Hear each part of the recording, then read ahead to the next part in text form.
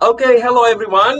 Welcome to the 198th session or edition of Theology. And we are very glad to have a very special guest with us, Professor Anthony Godzieba from Villanova University. He is Chuck Perdian's professor at Villanova. Um, Let me introduce first Professor Godzieba. Uh, Professor Godzieba earned his Ph.D. at the Catholic University of America, studying with um, Professor Francis Schussel Fiorenza, I bet. That's right. All right. So, what is interesting because I learned that Professor Godzieba also a very dear friend of my professors at Fordham, and so I met him on his writings. Some of his writings I read, and I was excited that Professor Godzieba finally with us to give us presentation, especially about this very excellent book, A Theology of the Presence and Absence of God. So we also have our friends here, Abel, Perdian, Yosia, and Anga. So you can see where we are, each one of us. Without further ado, I will give the time now to Professor Godzieba to give presentation about God's presence and absence, especially dealing with this book. Professor Godzieba, the time is yours now. Okay, thank you so much, Indo. I appreciate it. Hello, everyone. I'm very honored that all of you and your colleagues would ask me to discuss my book. The book, when people asked how the book was coming, it took a long time for it to finally come out, and I said it's my long-suffering book, but the suffering was over a few years ago. Because there's an awful lot going on in the area of systematic theology these days. For a while, at least in Roman Catholic circles, systematic theology was the hot topic, but now it's ethics. So those of us who are dealing in systematics, in Christology, and Trinity, and eschatology, the heat is off, and we can do our work a little more easily now. So I'm grateful to all of you to be here and for being willing to participate in the discussion of the book. In a very real sense, my book is a sustained meditation on 1 John 4:16. So we have known and believed the love that God has for us. God is love, and those who abide in love abide in God, and God abides in them. So a meditation on that verse, but also how to experience this truth of faith in our commodified and aestheticized postmodern context. And we can talk about that context during the Q&A. As you know well, this isn't simply a Western context anymore. Economic globalization has taken care of that, for sure. Nevertheless, this availability of God's love in our ordinary everydayness, that's a life and death issue. As the theologian and Cardinal Walter Casper puts it, this mystery of God's love is the answer to the mystery of the world and human beings, the answer to the deepest human longing for acceptance and love. So there's the scriptural impetus for the book. There are really three things that got me started on the text. One is 1 John 4:16. Besides a scriptural impetus, there are two other driving factors behind the book. One is a huge hint from St. Anselm of Canterbury's Proslogion. So it's not the so-called ontological argument, which I do discuss in the book, but rather the meditation in the Proslogion's first chapter that speaks surprisingly of our intense desire for God, the affect rooted in our imago Dei, as the road that leads us out of the fog of sin and negativity. This desire is also the root of the famous hermeneutic circle that closes the first chapter, where Anselm says, I do not seek to understand so that I may believe, but I believe so that I may understand. And what is more, I believe that unless I do believe, I shall not understand. The other impetus, the last impetus, is not mentioned in the book, but was in the back of my mind while writing while writing the text. It was a passage from the 17th century writer Blaise Pascal and his Pensées. It's Pensée number 12 in the Penguin translation. And it says this: men despise religion. They hate it and are afraid it may be true. The cure for this is first to show that religion is not contrary to reason, but worthy of reverence and respect. Next, make it attractive. Make good men wish it were true, then show that it is. Worthy of reverence because it really understands human nature. Attractive because it promises true good. So for me, this ensemble of faith, reason, and performance, because remember what Pascal says, make it attractive. That outlines the method, I think, for every theological task we undertake in our present context. So let me discuss briefly three pivotal issues in the book. The first is the dialectical view of God over against the extrinsic view and how they fit into the book's narrative. So that'll be my first point. The second point will be the bridge I make between natural theology and what I call theological theology. Once again, that's a term I take from Walter Casper. And three, how the concluding chapter's 4 P's, paradox, phenomenality, performance, and the presence and absence of God, are linked and give us access to the discretion of the triune divine mystery. So, point number 1. My argument is built around a basic narrative that has 2 parts. How God became a problem in Western culture, and that's chapter 2, and later elsewhere in other cultures, and then suggesting what an antidote might be, that's chapters 3, 4, and 5. The main element of this narrative is the classic scripturally based Jewish Christian dialectical view of God as paradoxical presence and absence, and the eventual momentous shift to what I called modernity's extrinsic view that overemphasizes God's transcendence and otherness. The dialectical view is biblically based. It's seen above all in the Hebrew scriptures theophanies, like Exodus 3, Genesis 22, and 1 Kings 18 and 19. So Exodus 3, of course, is the episode Moses and the burning bush. And I'll come back to that in a minute. Genesis 22 is the Abraham and Isaac story. And 1 Kings 18 and 19 is Elijah duking it out with the prophets of the Baal and eventually winning that contest. And it's also present in the gospel narratives, I'd say, especially in the parables. The dialectical view portrays God as fundamentally personal and loving, experienced within the dialectical patterns of knowing yet mysterious, available yet uncontrollable, and immanent yet transcendent. So let me use Exodus 3 as my example here. If you know I'm sure you know the story, of course. Abraham sees a burning bush and hears the voice and has a dialogue with God. In fact, it's better if I quote the text.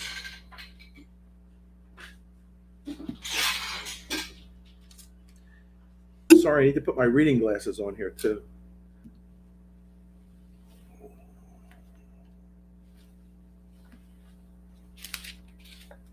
I'm quoting the text because the text really guides us in the right interpretation here.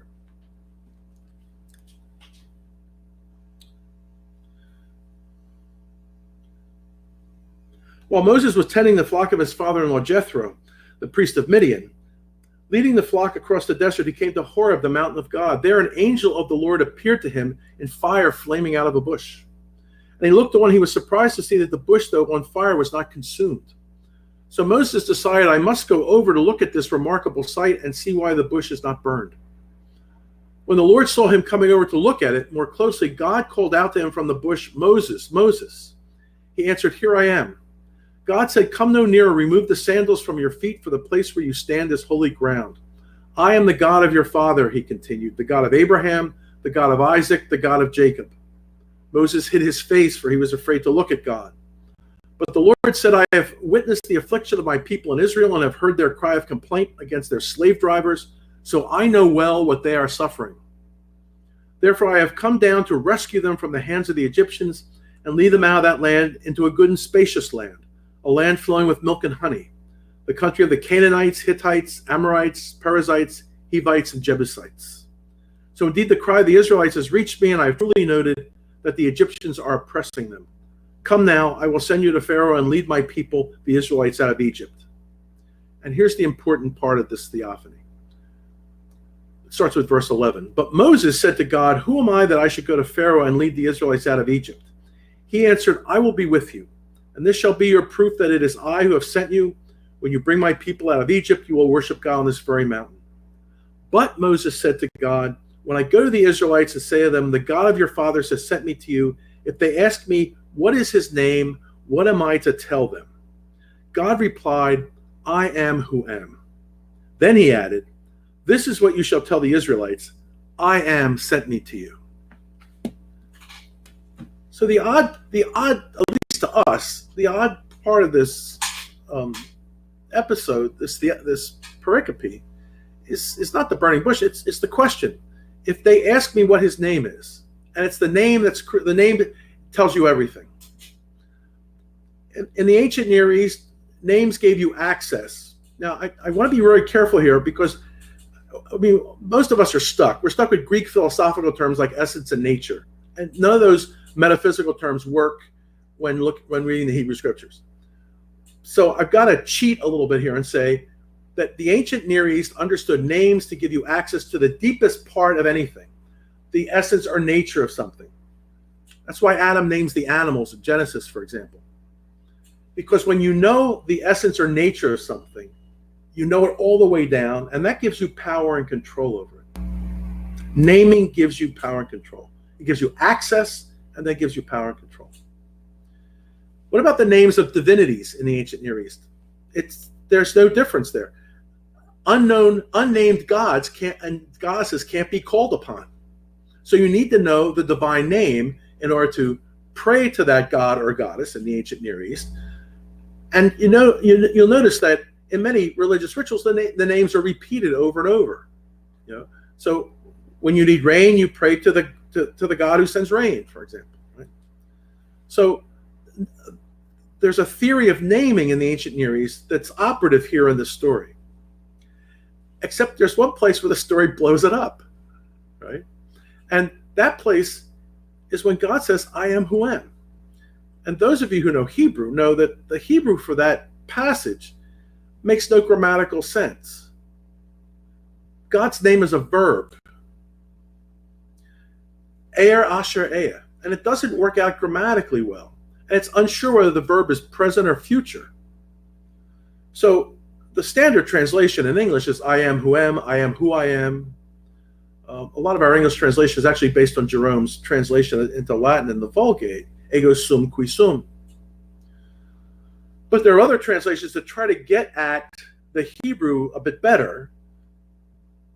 I am here ready to act on your behalf, for example. So it's a verb that's not just presence, but also about action. But the point here is that the name is not clear. The name is ambiguous. And he would even say, in Moses, in the midst of this theophany, in the midst of this divine appearance, this divine epiphany, would find it odd and strange. So notice what the name gives you. The name, in a sense, breaks the rule of the ancient Near East. It gives you, it makes God accessible, but since you don't know exactly what the name means, God is uncontrollable. God is knowable, but still mysterious because you don't know exactly what the name means. God is immanent because God shows up in Moses' experience, but God is also transcendent. God is not a smaller piece of a larger world. So I add all that up and say that God is fundamentally present and absent. Not absent in the sense of a void, but absence in a sense of excess. There's no concept, there's no idea, there's no name that can define or grasp who God is. So, but God, with a name, God reveals that God is personal. So personal access, but still mysterious. Access, but no control. Knowledge, but still mysterious. Immanent, yet transcendent. That's the dialectic. And that dialectical view of God, we see it in Genesis 22, because Abraham thinks that this God wants wants child sacrifice, and we find out that God doesn't want this kind of violence by the time we get to the end of the episode. In 1 Kings 18 and 19, Elijah thinks that God is this thunderbolt throwing destroyer, and so he kills all the priests. We're told, and he took the prophets of the Baal down to the Wadi Kishon, and there he slit their throats, acting on God's behalf. Of course, then he finds out in 119 that God is not in the earthquake or the firestorm or on this spectacular display of power, but God is also the whispering silence. So you can't reduce God down to one characteristic. So I take those scriptural clues seriously. And you watch that dialectical view. So if you would, in the second chapter of my book, I show how this dialectical view continues throughout Scripture all the way, at least until the end of the medieval period. So let me go back to my text. The scriptural theophanies portray God as fundamentally personal and loving, experienced within the dialectical pattern of knowable yet mysterious, available yet uncontrollable, immanent yet transcendent. Thus, God is both present and absent, with absence signaling not emptiness or the void, but rather the otherness of God, God's excess that outruns our human ability to adequately name and conceptualize the characteristics of the personality of God. The dialectical view remains the classic and dominant view up through the late medieval period in the West, despite its necessary entanglements with what Martin Heidegger called the Greek ontotheological tradition. And we find out that as we read the patristic period, for example, we find out that there's not an exact fit between a metaphysical framework and this experience of God as a personal loving event. The dialectical view begins to unravel in the late medieval period. The development of nominalist philosophy and theology in the 14th century, what was called the Via Moderna, the modern way over against the ancient way. This emphasized God's omnipotence and transcendent freedom in order to emancipate God from human control. But it wound up rendering God more abstract and foreign to human experience. But nominalism wasn't the sole cause of the rise of what I call the extrinsic view, God's extrinsic, outside of our experience. Rather, nominalism mirrored a mood of religious discomfort that had appeared earlier, a growing sense of distance between the ordinary believer and God that was present in late medieval spirituality, liturgy, and religious art. While various spiritual movements attempted to fill the gap with their more affective devotions to the humanity of Christ, especially to his passion, and devotions to Mary, the saints, this did not stop the accelerated development of the extrinsic view of God, that in Walter Casper's words, portrayed an absolutist deity who acts in an arbitrary manner. This extrinsic view that overemphasized God's transcendence carries over into modernity and eventually colonizes it. It has been a dominant factor in Western culture up to our own day. It doesn't expunge the dialectical view. The dialectical view still persists kind of beneath the surface.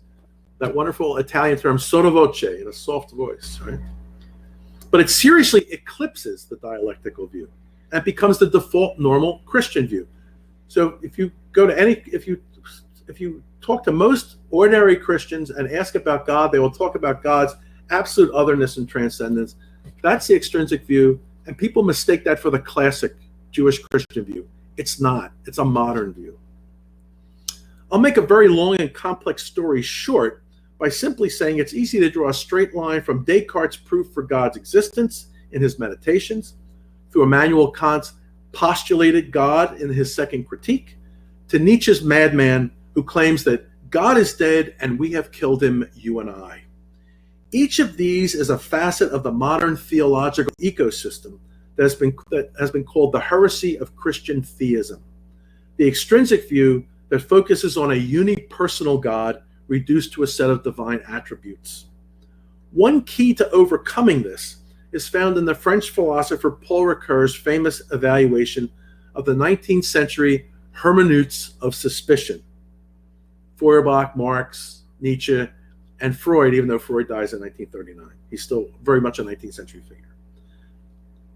The external critique that's practiced by the hermeneutics of suspicion in this default modern Christian view is necessary for believers as well, Ricoeur says. He says we have to smash the idols in order to let the symbols speak.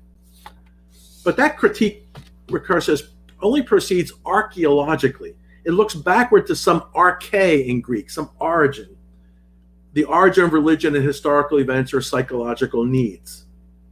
But Ricoeur says, and that's Feuerbach, that's Marx, that's Nietzsche especially.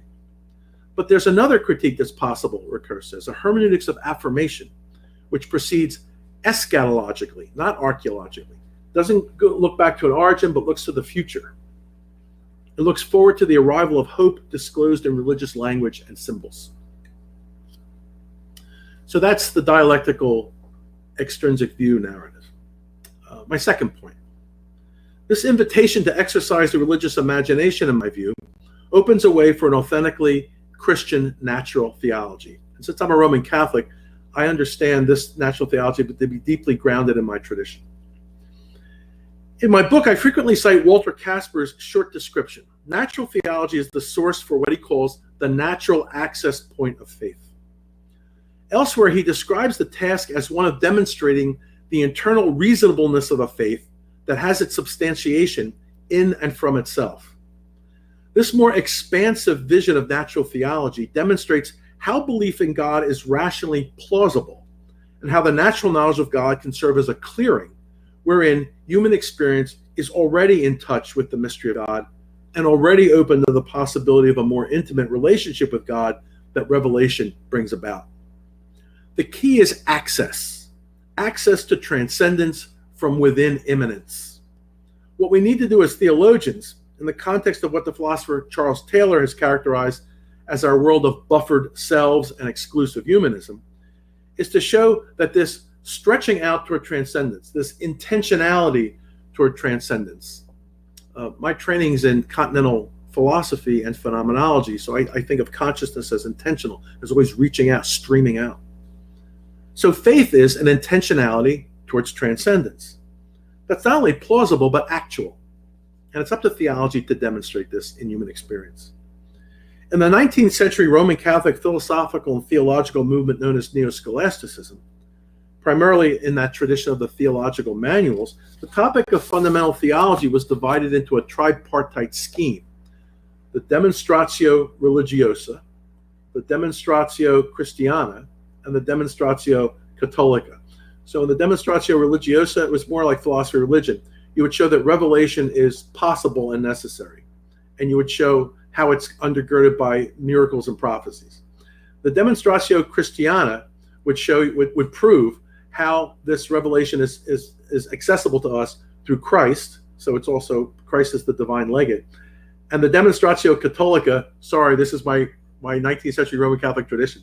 The Demonstratio Catholica would show you that this revelation through Christ is only accessible through the Catholic Church. So these were considered to be absolutely knockdown proofs. So we might think that this tripartite schema is outdated, but I would make the argument, and I can make it in another context that I'm working on this now, that these can be retrieved and renewed in our contemporary context. Casper's suggestion that we search for the natural access point of faith is really a contemporary retrieval of that first demonstration, the Demonstratio Religiosa, which discussed the possibility of divine revelation and access to it through human experience, because how else would we have access to it? Every natural theology argument is thus a transcendental limit argument, whether anthropological, and that's Anselm. You notice when Anselm talks about God as the being in which nothing greater can be thought, that's an intellectual argument that he makes. The transcendental limit argument can be cosmological. That's Thomas Aquinas. Thomas thinks that Anselm's argument is impossible, and he mocks it even.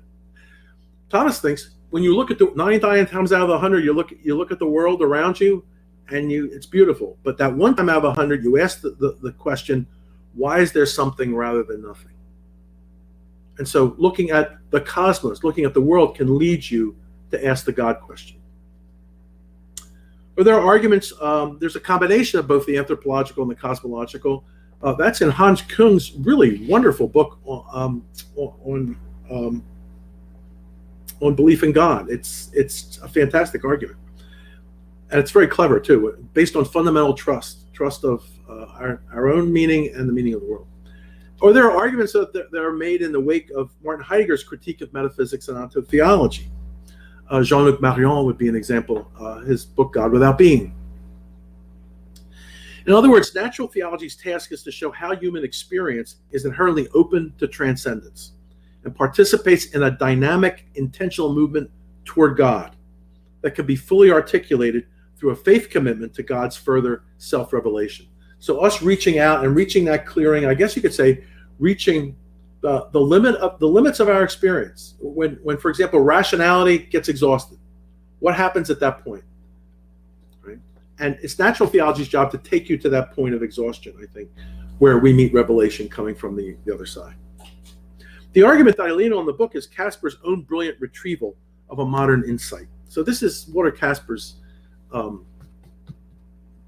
search for the natural access point of faith.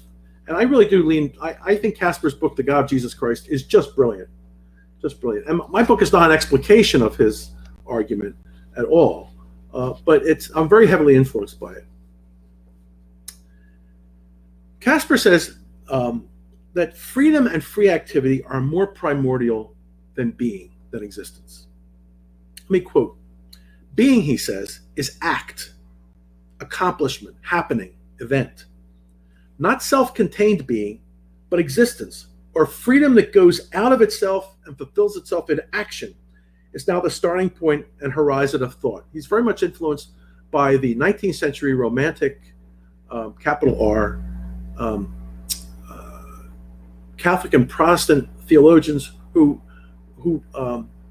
were reacting to Hegel, who were reacting to Schelling, who were reacting to that movement that saw that modernity is really about freedom.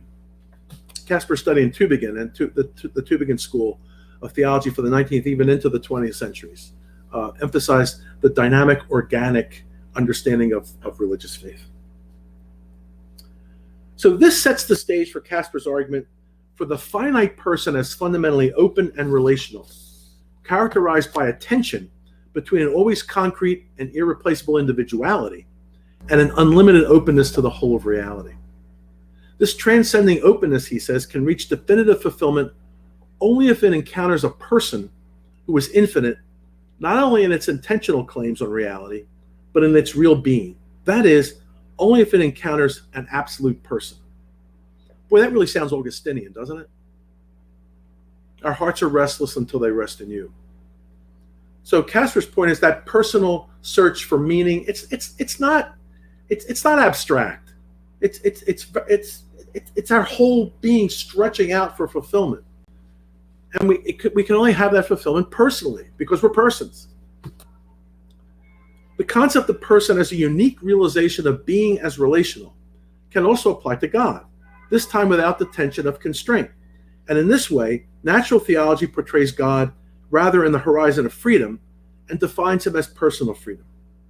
So if human fulfillment can only occur by emptying ourselves out in love, so as to realize our own intentional infinity, this means for Casper that, quote, seen in the horizon of the person, the meaning of being is love. To call God a person is to say that God is the subsistent being, which is freedom in love. Thus, the definition of God's essence brings us back to the biblical statement, God is love, 1 John 4:16. Natural theology, then, as the search for the natural access point of faith, has a double focus. It's anthropological. It provides an analysis of that natural access point all the way down to its fundamental desire for fulfillment. And that's a personal desire that can only be fulfilled in a personal and relational way. So it's anthropological, but it's also theological. It points to the only possible way definitive fulfillment can come about, through a reception of divine love given without constraint. However, desire does not create its own fulfillment.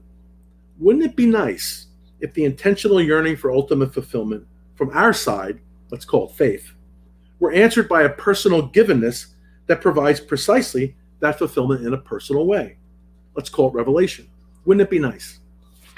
I think there's a kind of hidden phenomenological theology of revelation that's crying out for somebody to work that out.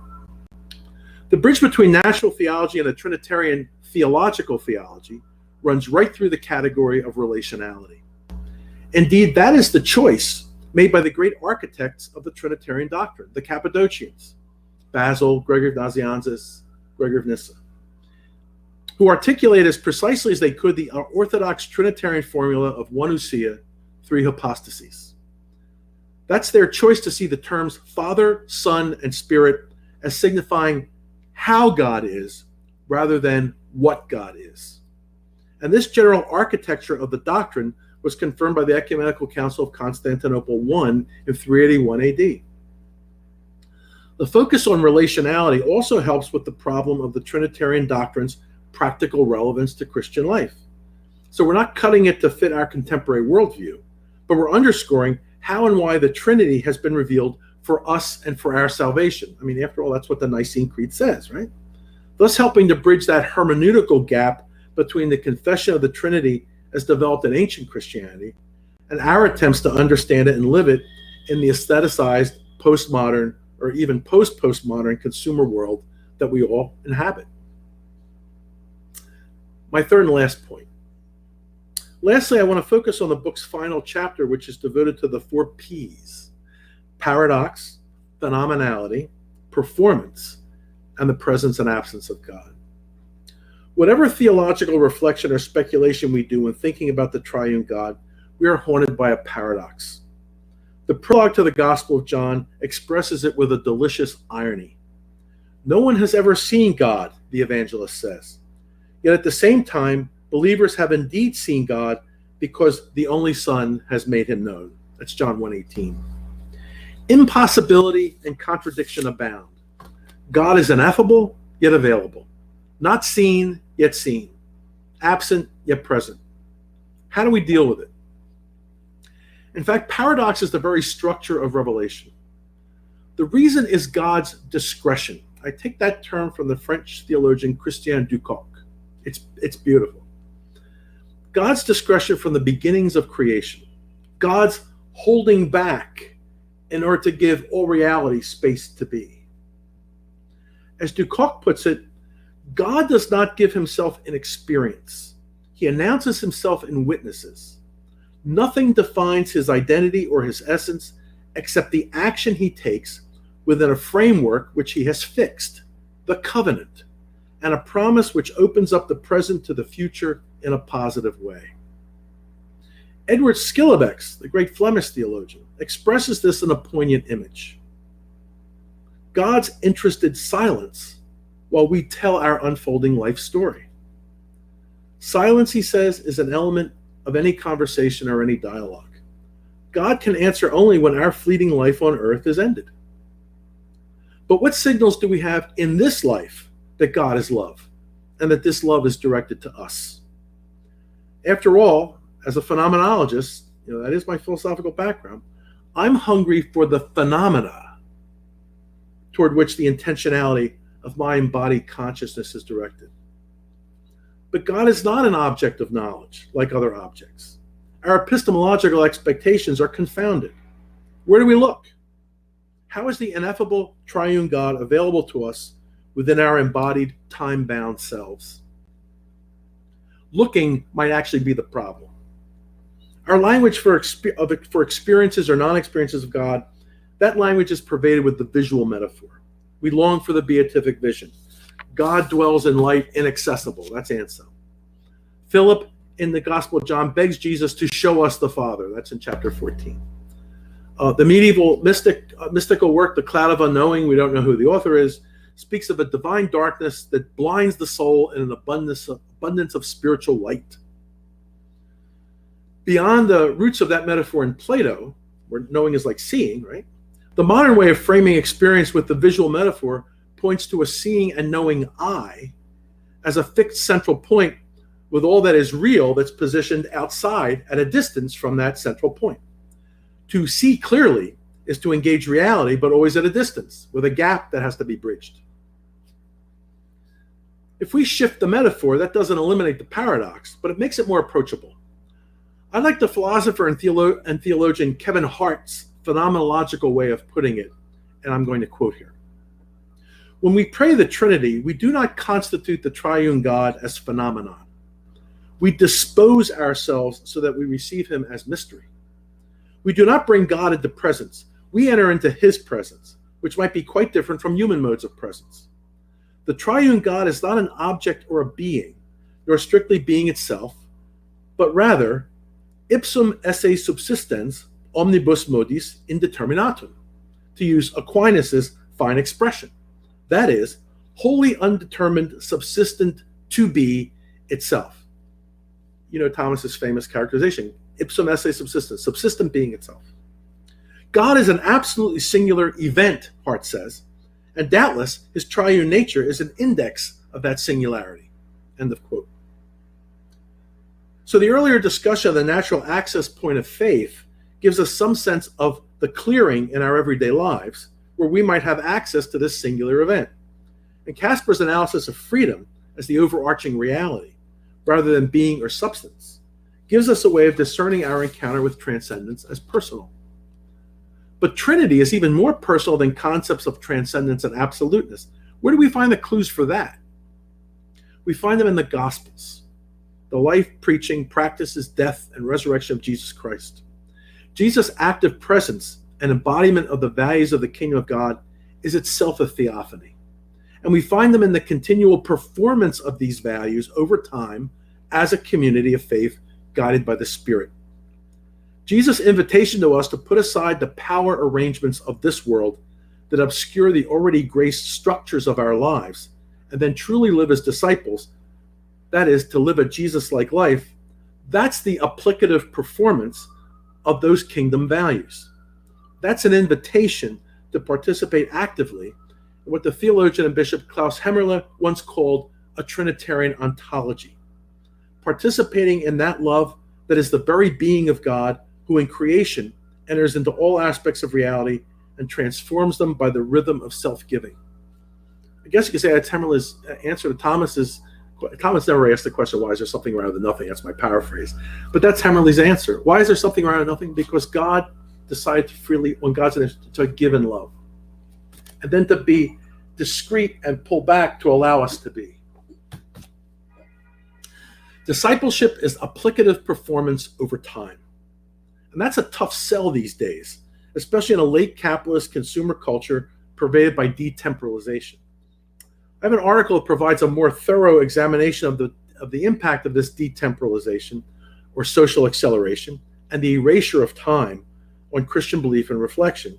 So I won't go into all the details here, but I can say that nowism, presentism, that afflicts contemporary life. The conception of time as a set of constricted spaces, the slicing of everyday life into unrelated temporal fragments, the constant onslaught of obligations and information that keep us hopping from one disconnected moment to the next, leading, strangely enough, to inertia.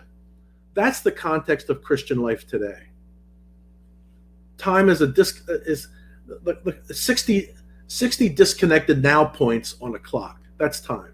And every moment is just simply the present. And because we're so obsessed with the present, the past no longer seems meaningful, and the future seems impossible. The person I'm citing here, Hartmut Rosa, the German social theorist, talks about how in politics, how modern politics, for example, simply makes hair on fire decisions all the time without thinking long term, because his argument is long term thinking is now impossible in the modern world, in the contemporary world. Discipleship runs counter to this default lifestyle because it implies time, duration, a developing narrative over time. As a side note, I think that Pope Francis's countercultural claim that time is greater than space and his emphasis on the gradual unfolding of mercy and compassion, that rattles his critics because their attempts to essentialize my tradition of Roman Catholicism and turn it into an infinitely repeatable brand or trademark, or to see Catholic life through the lens of juridicism, of just a set of laws and snap judgments. That's really a capitulation to the default nowism or presentism of Western culture. So in the final chapter of the book, I emphasize art, architecture, and music. That aesthetic emphasis is there because the arts are adept at disclosing all those aspects that we gloss over in our experience. And it's adept at navigating the porous boundaries of the visible and the invisible, time and transcendence. It places us inside the paradox. The arts demand time to unfold visually, as we explore a painting, for example, to unfold tactily. There's epic architecture, one architectural critic argues, epic architecture that has felt centuries of footsteps, or a room whose character changes as the light shifts during the day. It's 10:43 here in Philadelphia, and as the sun passes through my window, my room gets lit up differently at different times of the day. There's a truth of the room that is revealed. There are different truths of the room that are revealed differently depending on what the light is. And the arts allow time to unfold orally. So, for example, the Beyonce clip that you hear on your computer, right? Or that Bach fugue I listen to when I want to take a break.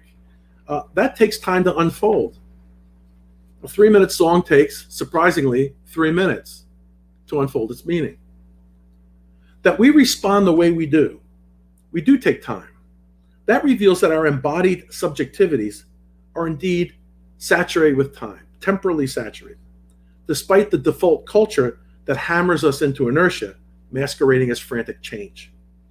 And so we can still experience time and duration, which means that the narrativity of our discipleship, our participation in the discrete gift of divine love in and as reality, and the application of its possibilities over time in an ensemble of practices and beliefs and reflections is still within our experience. So have we solved our conundrum? Of course not. There's no unraveling of that double a priori that is operative in reality. God's self-revelation occurs in the conditions of human experience, and the very possibility of human experience is grounded in God, whose discretion gives it freedom to be. It's a mutual dependency, occasioned by the divine initiative. Revelation from biblical times until now ties presence and absence closely together. God is present by fulfilling our innermost desires for love and meaning, yet disturbingly absent by shattering our expectations and exceeding our attempts at a complete synthesis or a definitive understanding. Our awareness of the infinite triune reality of God, the immanent Trinity, can't occur without an encounter with the love of God in partial and fallible performances of grace in real time. That's the economic Trinity. Our experience in confession that God is love must have some real-time catalyst, some footing in reality, and some continuity in history. Since these encounters keep on occurring, no definitive synthesis of knowledge is ever possible, only the fragile certainty of faith.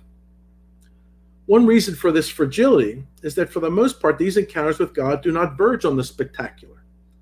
They occur as part of the ordinariness of everyday life that participates in divine presence by the sheer fact of its existence. The person who finds love against the odds, unexpected help from a kind stranger on the street, the destruction of a community's life that's overcome by that community's trust in one another and in grace, an overwhelming liturgical experience after a string of blandly rote attendances. One's spirit deeply moved by a piece of music one has heard 1,000,000 times. A nation's trust in justice and peace over violent confrontation. The 18th century Jesuit spiritual writer Jean-Pierre de Caussade, in a wonderful phrase, called this the sacrament of the moment. The shattering of expectations that occurs in these events is not because they are other than normal, but rather that the normal includes experiences on the porous boundary between the visible and the invisible. That from within immanent time, we can access the mystery of God's love, as Casper says, the answer to the mystery of the world and human beings.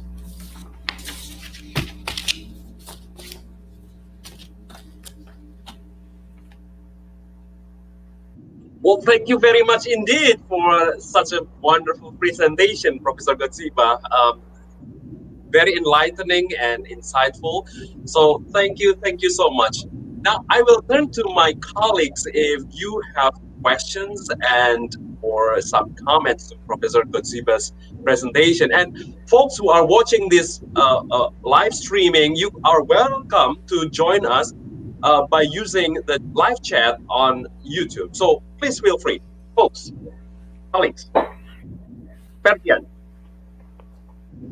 Thank you, Dr. Godzieba, for your presentations. I mean, again, I think I have a kind of deja vu here, and it's remind me again of my class, and it's just fascinating. Thank you so much.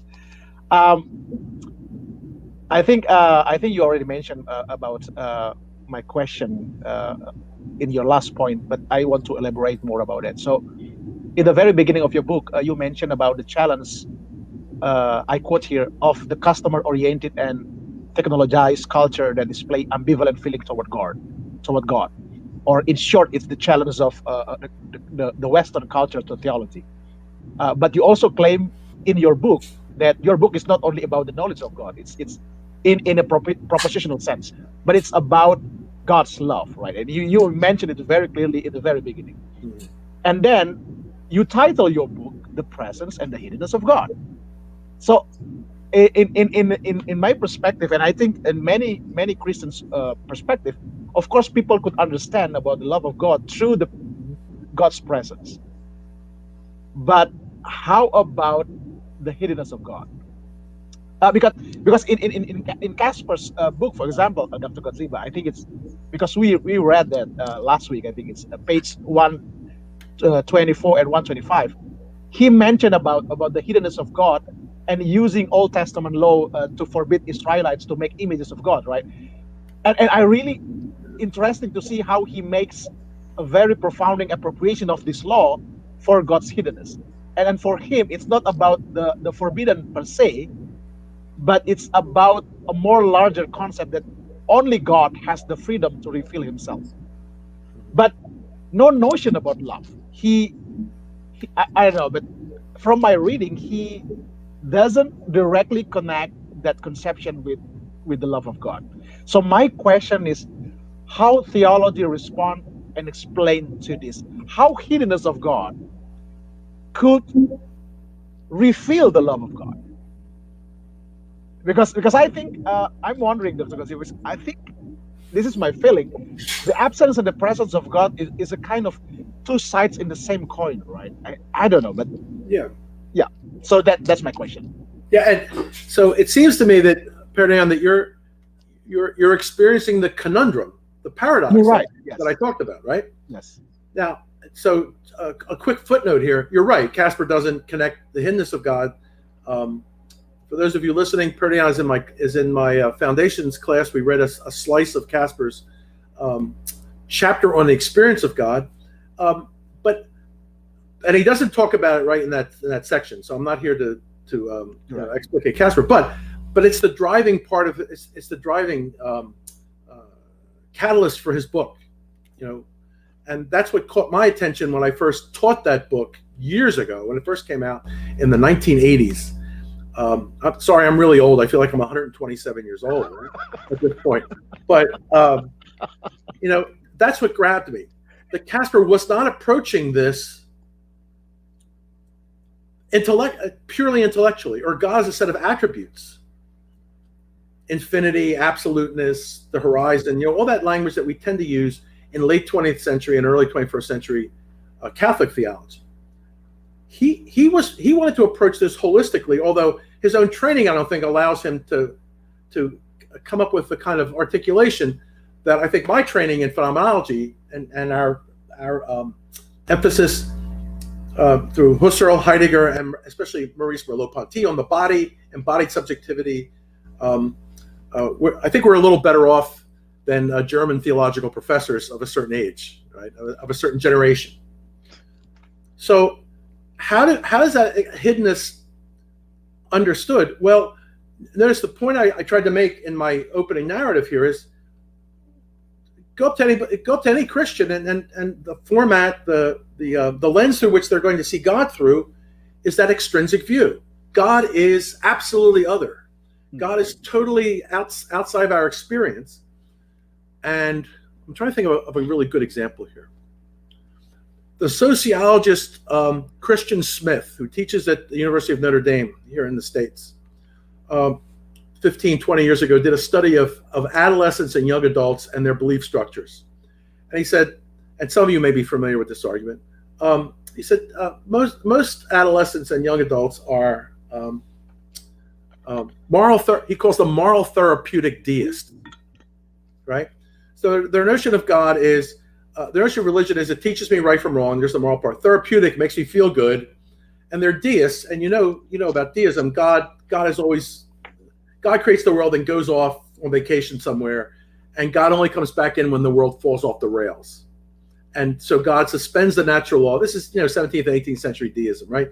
God suspends the natural law, creates a miracle, and then puts the world back on the rails, and then God goes away again, right? So that accounts for science, it accounts for creation, it accounts for God's hidden, but that's not the biblical understanding. People think that that's the classical Christian understanding. I'm here to blow the whistle on that and say, no, it's not. Excuse me. The classical Jewish and Christian understanding is God is dialectically, incarnationally involved in the world and in human experience. I've got another article, if you'd ever be interested, that says, look, it's a symposium I wrote with Lieven Bouva, the former Dean of Theology of the Catholic University of Leuven, and Michelle Saraceno, who teaches at Manhattan College, where we argue that creation, incarnation, and resurrection are linked. If the creation, if Trinitarian ontology is true, excuse me. Even ice cold coffee works at this point. If Trinitarian ontology is the basis for creation, if what is to be God is to be a communion of persons in love, then that love is expressed in creation. What the incarnation does is show us that openness within human experience that can share in that transcendence in Christ. And what the resurrection then does is it guarantees that sharing and says that that's available across the board to all of us, right? So that's why I could have quoted other spiritual writers from the later Middle Ages up through early modernity, all the way to great spiritual writers of today who talk about how the ordinary is the arena for the extraordinary. Why is there something rather than nothing? The sheer fact of existence as gift is already a revelation. It's a revelation of God's divine initiative to grant that to us, and then to pull back and not overwhelm us, but allow us to be. Right? This is also Jean-Luc Marion's emphasis on the gift. And I find it striking that here's Casper was already talking about the gift, maybe not in that language, before Jacques Derrida and Marion started to talk about it in the late 80s and early 90s. Casper was already, Catholic theology was already there, in a sense. Seeing revelation as dynamic, as organic. And so that love, even when it's not blindingly present, is still operative. That's why I use the arts at the in the last chapter of my book. There's a Finnish architect and theorist, Juhani Palasma. And Palasma says, look, go up and you grab a door handle of an old building and you turn the handle to go in. How many hands have been on that door handle and have worn it smooth? How many feet have been walking through some monumental Egyptian temple over the centuries? That somehow architecture which looks static is already, in a sense, moving in time. My room hasn't, my study here hasn't moved anywhere, but the light has moved. And so therefore different aspects of the truth of this space have become apparent. Maurice Merleau-Ponty talks about the body. He says the body reveals the truth of the world, right? So all those kinds of hidden revelations can be analogies to how our participation in divine love works, right? I mean, I see my marriage as sacramental. We had a sacramental celebration within the Roman Catholic tradition. But that doesn't mean something extraordinary happens every day, right? But that that presence of the persistence of presence and of deepening love is already, it couldn't be anything other than a mirror of that divine persistent presence in our lives, right? So I think part of the answer to your question is, yeah, we have a tough time articulating this because we don't see it. But as I argued, maybe seeing is the problem. Maybe trying to see maybe using the visual metaphor, knowing and seeing, truth is what's clear. We're all Cartesians in that sense, right? But that's the problem. Yes. If we shift away from one sense and maybe talk about all the senses, including a spiritual sense, we have a better understanding of how lives lived in the sacrament of the moment. That's Causad's phrase, right? Can also be revelatory of and our participation in God. Does that make sense? Yes. Oh, well, thanks. Thank you so much, Dr. Godzieba. But to add on that, can I ask a question? With regard to revelation, Professor Godzieba, we are used to, in our theological training, to know or to have access to God means that we need God's revelation, and God's revelation is divided into two: natural or general revelations and special revelations. How will you take on that? Do you take on that or not? I do. I take it on directly. So in the 3rd chapter of my book, I say, look, there's a definition of natural theology that comes from the period of the extrinsic view that says, open up any theological reference work. What's natural theology? It's knowledge of God without the use of special revelation, right? So that's general revelation, right? And any we in my course this week we were reading Gerald O'Collins' Retrieving Fundamental Theology, and they're the definitions that he lays out too, right? But O'Collins, being a good Jesuit, of course, doesn't stop there either. And I would say, based on my Roman Catholic tradition that says faith and reason, they're not equivalent, they're not identical, but they overlap. My tradition says that rationality needs to be open to those moments of faith. So let me address your question much more in a specific way, right? And that's why I like Casper's point of the natural access point of faith. Casper makes this brilliant argument, but it's also an argument that's made in continental philosophy as well. Rationality, isn't that already? This goes back to Karl Jaspers in the 1940s and 50s, right? Isn't rationality, in a sense, its own kind of faith? It assumes that the world is reasonable. It assumes that canons of rationality actually work in reality. It's based on a faith that things aren't absurd all the time, that there's some thread of meaning that holds everything together. And that's not just a Catholic theologian speaking. That's someone like Wolfhard Pannenberg. That's someone like Moltmann.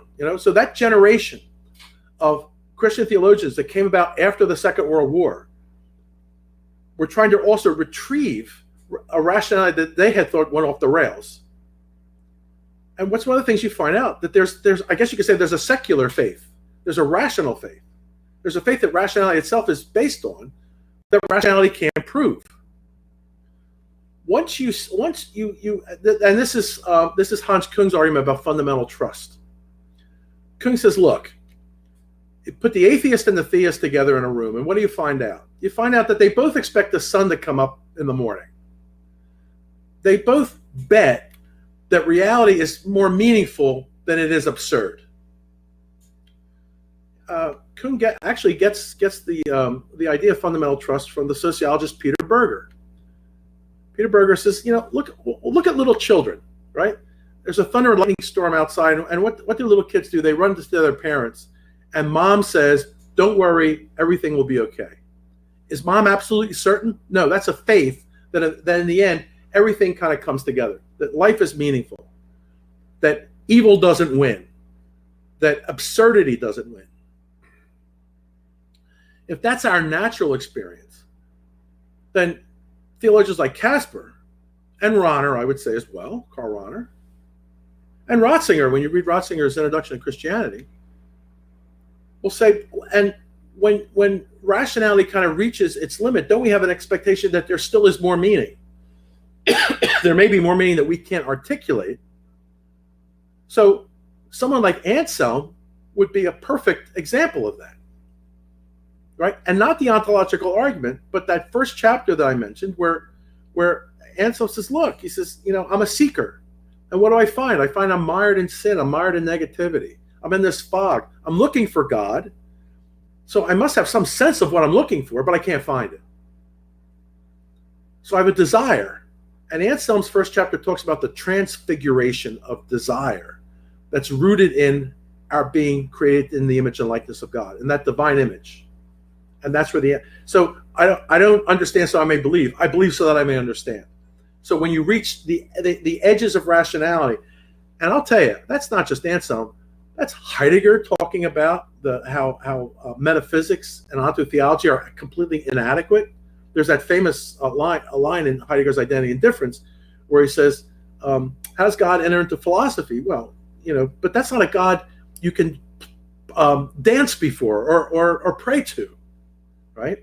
So that kind of understanding of natural theology that says we have this capacity to bring ourselves, I guess I could go back to the door, the entrance of my room and say, look, rationality gets me to the threshold.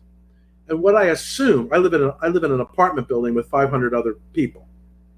I assume there's a rest of the building that holds up my floor, but I can't see it. I can't synthesize it into a concept.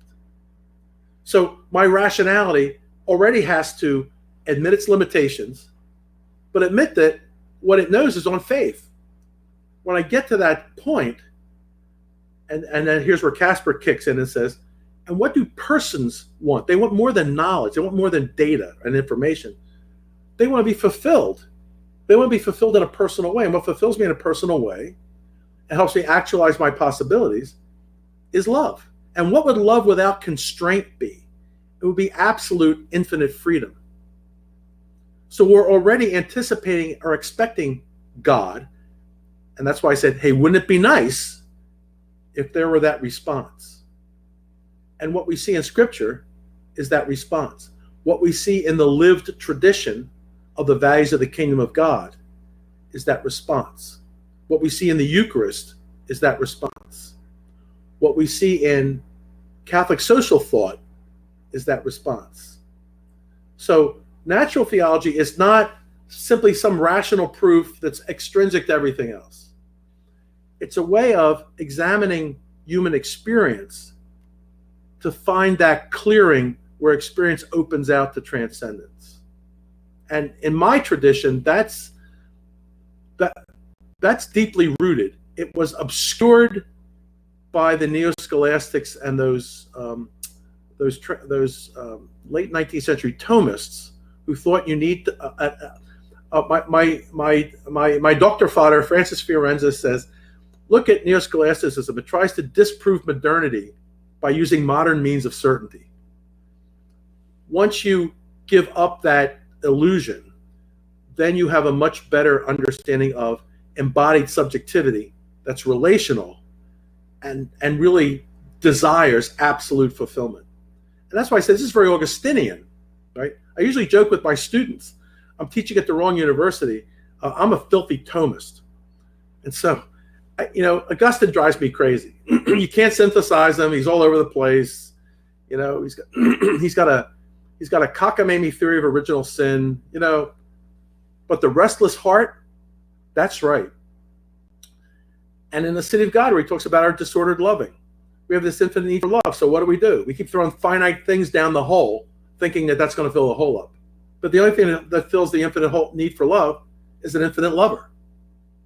I think all these things go together to show that there's a natural theology that needs to be rethought, and that's what I try to do in that third chapter, rethink it, to show how it organically or dynamically opens out to transcendence on its own. But it can't get there without that answer, that revelatory answer from the other side. Does that answer your question? Yes. Good. Thank you very much.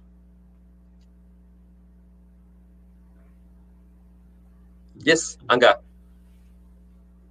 Hello, Professor Godzieba. I have actually like a lot of thoughts and questions with your presentations. I've never read you. I skimmed your work like today, and it inspires me actually, because you work a lot with First John episode, and I was actually like thinking about it a lot.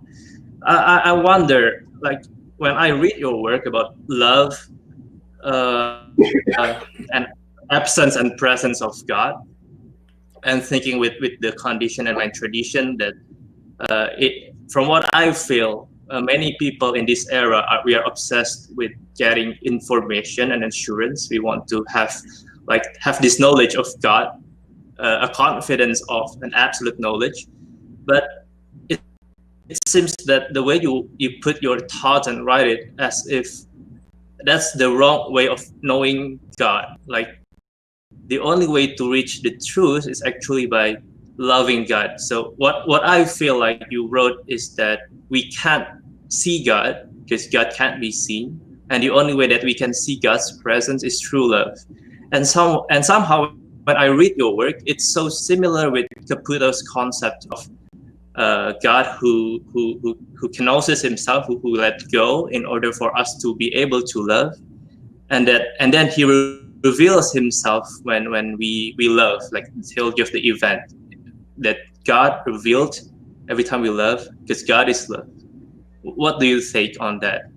And also the second question is about, I'm just wondering, recently I have this kind of thought, like you said just now, we are actually obsessed on seeing God, the beatific vision, because we think that God is beautiful, so when we see him, we will love him. But the question is, like, my question is, do we love something because it is beautiful, or actually because we love something that it becomes beautiful? So which one is actually like comes first? Because in Isaiah it's written that he had no form or majesty that we should look at him, and no beauty that we should desire him.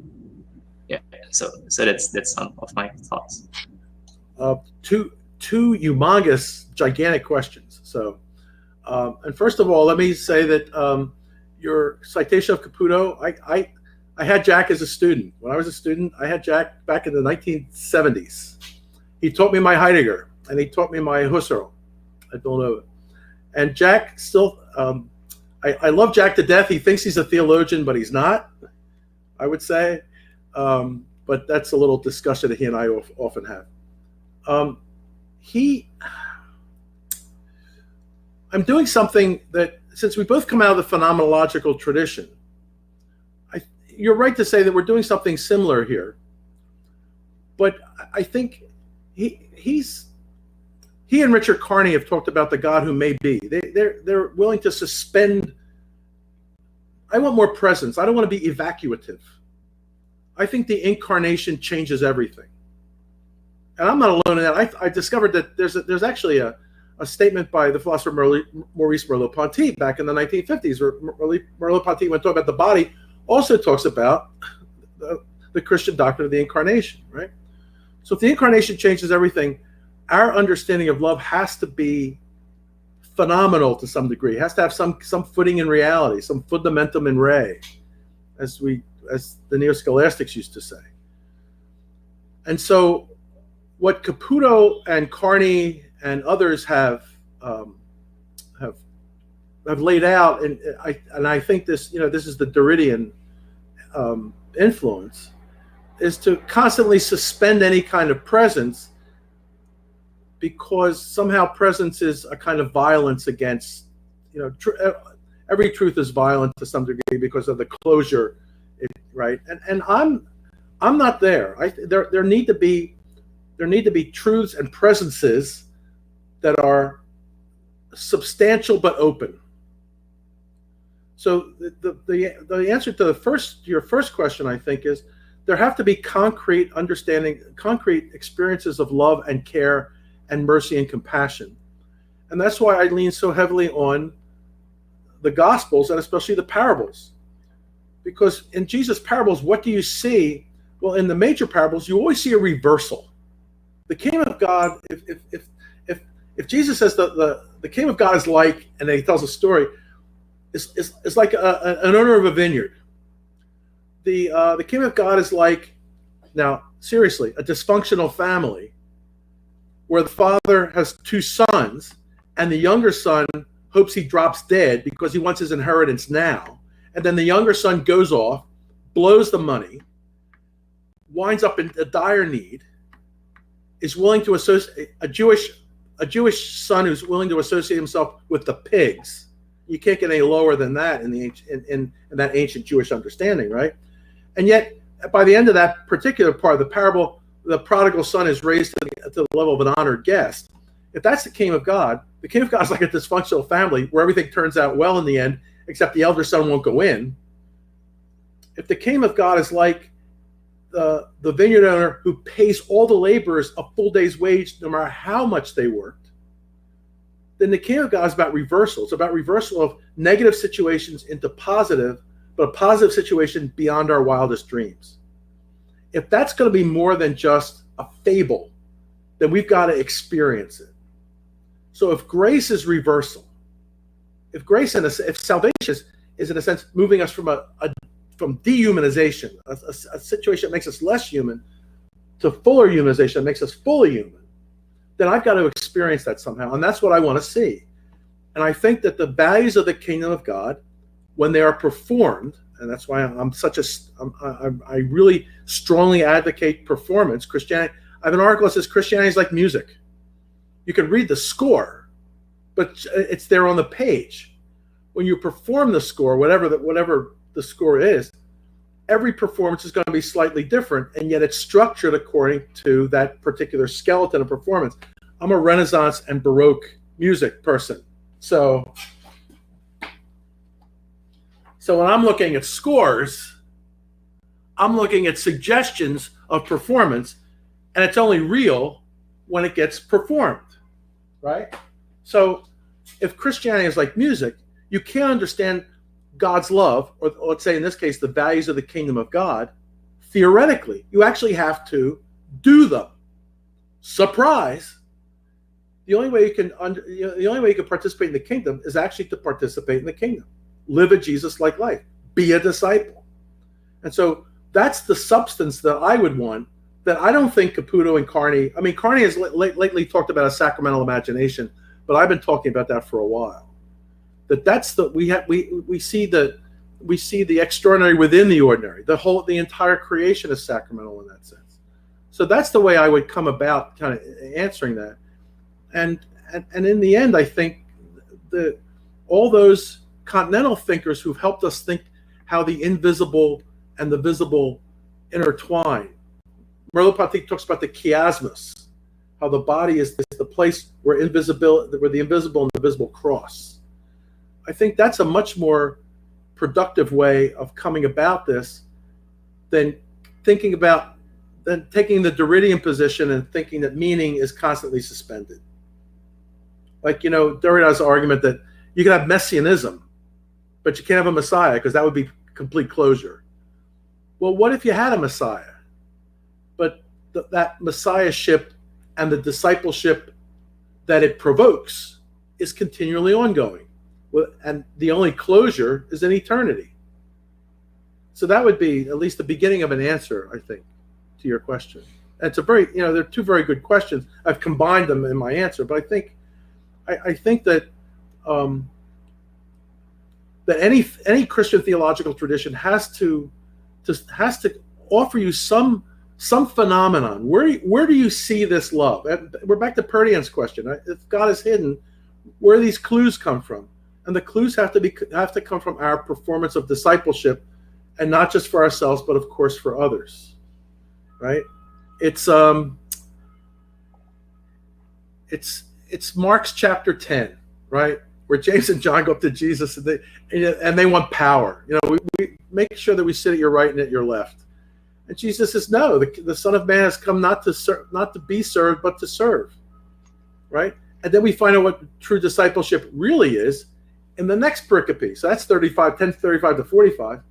In 46 to 52, we find out what discipleship really is. It's the blind man Bartimaeus, who on getting his sight follows Jesus on the way. The last three Greek words in verse 52, the end of the chapter, are ente hodo, on the way. And where does that way go? It goes to Jerusalem, it goes to crucifixion, but also goes to resurrection. So you get on the way, and you're not sure, you don't know what Jerusalem looks like, but damn it, you're going to walk with Jesus. Yeah. Can I add a quick question about it? I think somewhat interests me when you say that there's a relation between phenomena and also knowing God, like that, somehow like that. So I want to stress the discussion a bit. So in the midst of, amid the context of violence and suffering, for the victim, isn't the hiddenness of God make God looks weak and cruel, like that? So how can we love God who keep hidden and do nothing in such a cruelty, like that? How do you take on that? You're asking the basic theodicy question, you know? If God is love, then why is there evil? Mm-hmm. And I'm sure you've read Bill Kavanaugh's book, Torture in the Eucharist, or know of it, right? And you know that there are different theories that try to, different theological explanations of the revelatory power of suffering. Now, I wouldn't go there. What I would say is that suffering is inflicted by other human beings. Let me answer you by starting with an anecdote. The day after 9/11, I was teaching a course called The Presence and Absence of God, which is part of the basis for the book. And students came in, undergraduate students came into the class. I mean, they were shell-shocked. They were, just blown away. And before I started class, one student, she raised her hand and she said to me, "Boy, you've got a lot to explain." And I said, "No, I don't have a lot to explain. The perpetrators of that evil, they have a lot to explain. The root of that violence is human action. If I'm right, if my theological tradition is right, and God is hidden, then the cure for that suffering, remember, Jesus doesn't take our suffering away. He redeems us by participating in that suffering, right?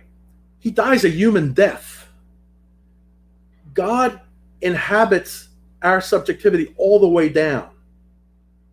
So the lesson we want, we may, I'm not saying this is you, but your question is I think is the basic sticking point for everybody who's religious. If we understand God as giving us existence and giving us these possibilities, and then kind of giving us space to decide to participate in that divine love and to exemplify that divine love. If God gives us free will to participate, then there are going to be those unanswerable questions about suffering. The real question, and this was people like Moltmann, this was people like the German theologian Dorothea Sölle. This is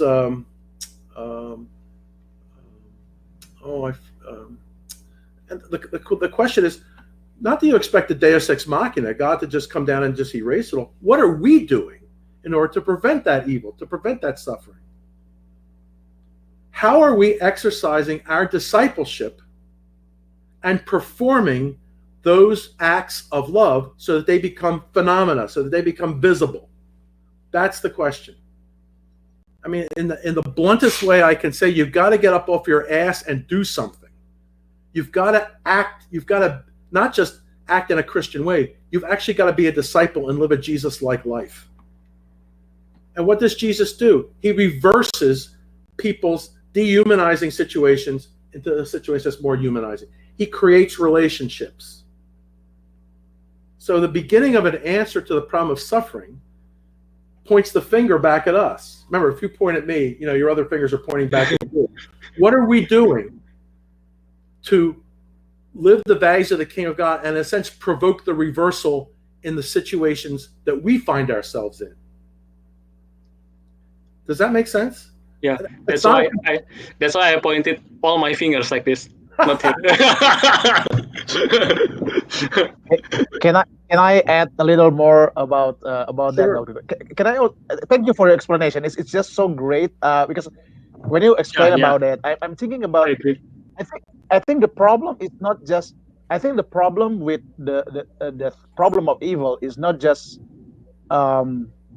about but it's related again to how European people, I mean European theologians in the neo-scholastic time, see evil in philosophical propositions or terminology, and not really in like you saying. I mean because you try to say like no, evil we should see evil in performance terminology, not only in philosophical Yes. propositions. That's right. Can I say something That's right, like that? because if Christianity is really about the incarnational and sacramental imagination, then bodies matter. We are created corporeal. The resurrection, if you believe in the resurrection, then you believe that our corporeality is also redeemed, right? So those theories about those philosophies of those philosophical and theological theodicies that ask the question of evil and that turn it into something abstract, that's how they distance ourselves from it. No, we got to talk about bodies and how they hurt. Yes. And that's where feminist theology has smacked us all in the face and made us face that issue. You're right. Right? And once again, not just feminist theology. So I'm thinking of also people like theologians like Peter Fan, right? Who talk about the Asian situation and what redemption needs to look like in those situations.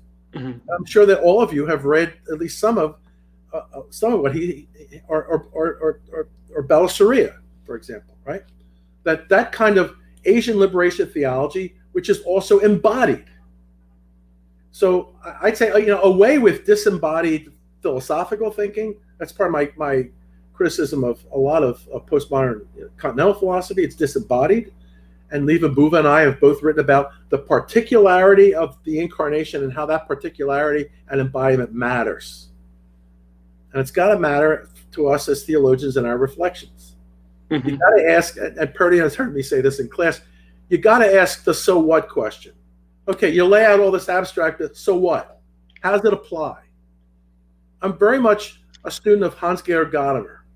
And Purdy has heard this too. Sorry, Purdy. And once again, you're going to hear me about Gadamer, right? If I could reduce Gadamer's truth and method to a little mantra. I enjoy it. It's the moment of understanding is the moment of interpretation, is the moment of application. So without that, that's why I think Christianity, what's application in time? Well, for me, the musical metaphor works there. That's why Christianity needs to be performed over time. And then you see its different facets and different meanings as it unfolds, as it has duration. But no more that abstractness that we indulge in, it makes us comfortable rationally and doesn't answer the so what question. Wonderful. I saw Abel had some burning question, I think. So please. Yeah, I see that your explanation reminds me to Augustine writing book 8, chapter 8 about love. And read also in your writing, another writing on Theology for Access. You are influenced by Marion, Schillebeck, and Casper. And my question is that how big is the influence from the Schillebeck theory of transsignification affect your explanation on human time-bound phenomena and experience with God? This is my first question, and I don't know is this the correct question or not. The second is that you quoted also Jean-Luc Marion, and it reminds me to his theory of saturated phenomenology, when the phenomena given to us surpass our intention. And one of the critics to this theory is that it assumes or it presumes that there is difference between the now particular time-bound phenomena and the absolute phenomena. Why can't we just read the particular historical phenomena is represents God? And when you quoted Marion, how can we identify our human experience with God is not the absolute revelation of God? Let me answer the Marion question first and then go back to Skillebeck's. I didn't use the term saturated phenomenon in the book because I didn't think anyone would understand it, right? But are there experiences we have? The answer, I'm going to cheat here and say the answer is yes. Are there experiences we have that just blow out our concepts, right? Look at, read Leotard, for example, when he talks about the differend. He says, we talk about infinity. Go ahead. Think about a concept that expresses that. And there is no concept. Timelessness, what would that be? Reality with a capital R. That's the answer. That's the example I would normally use in class, right? We talk about reality with a capital R or the universe, but form a concept of it. And we deal with these saturated phenomena all the time. For me, the best saturated phenomena are music and art and visual art, right? I won't go behind me and pick up my Caravaggio over here, my Caravaggio Last Supper. But if you look at, so the footnote I want to use here is Merleau-Ponty, where Merleau-Ponty says, we have a whole bunch of experiences, but we don't stand in any place where we can completely synthesize them, and yet, I mean, I can't. There's a part of this cup. Oh, it's my sleepy time cup. Sorry, my sleepy time teacup. You see the bear, but I don't. You see a part of the cup that is not a part of the visual phenomenon for me, and yet, if I pay attention to phenomenology and Husserl, I can project the rest of the fullness of the cup, even though I don't see this side. All of us know that there's a bottom to this, even though we haven't seen the bottom, right? That my experience is always fuller than I can articulate. And Marion's point about the saturated phenomenon is we are thrown so many, Husserl talks about all the different perspectives.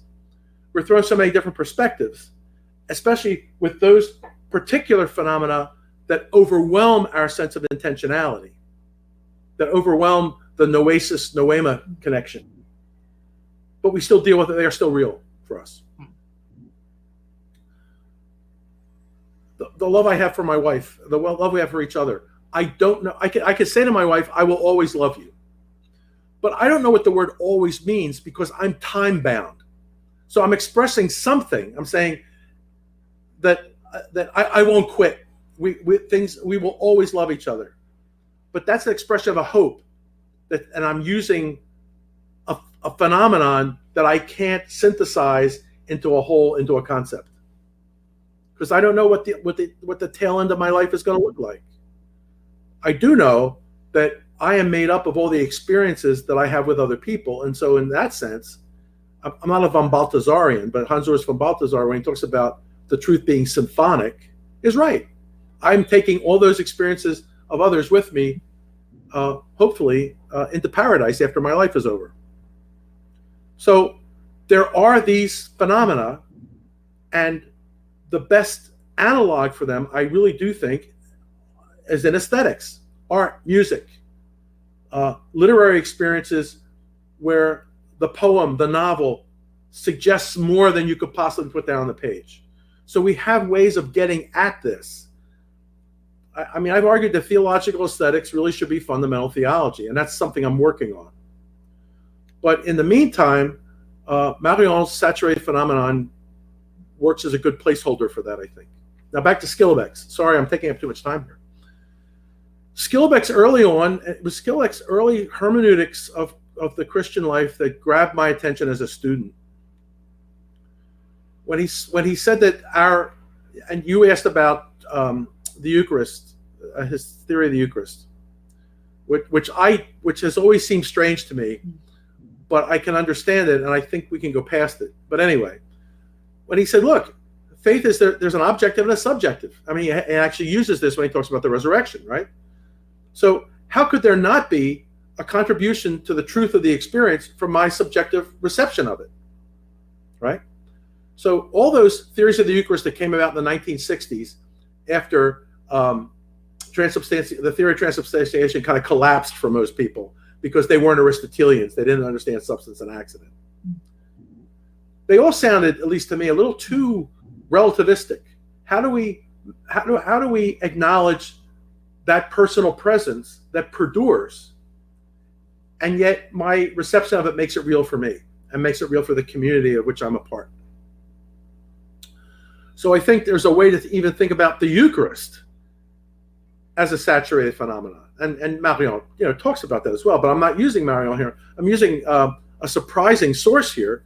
People like John Milbank and the people he taught, like Catherine Pickstock, who talk about the Eucharist as a sign, as a symbol that constantly betrays itself, right? It's there, but it's not there. There's a presence there, but you can't grasp it, right?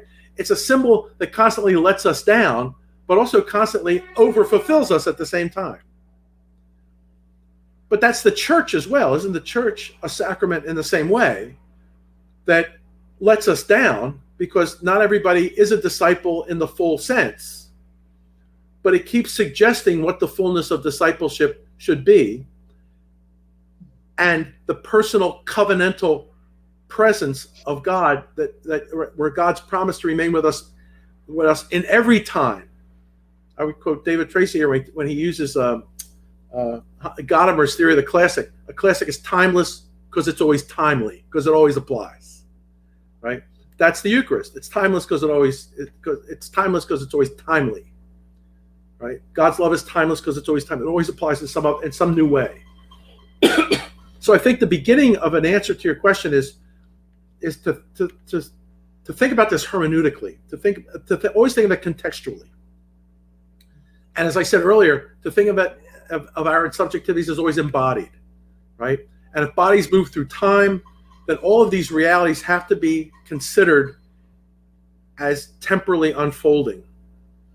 I was down on neo-scholasticism earlier when I was talking, but there's a neo-scholastic principle I learned as a student. I was in a Roman Catholic seminary, so I will tell you that's part of my background. And we were told that ex opere operato was out of date. The sacraments are effective out of the very work being done. And that's based on Augustine's response to the Donatists, right?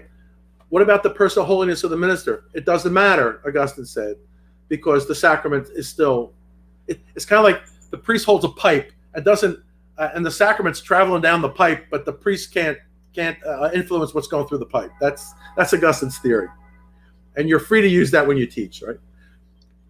But what ex opere operato means is that God won't quit.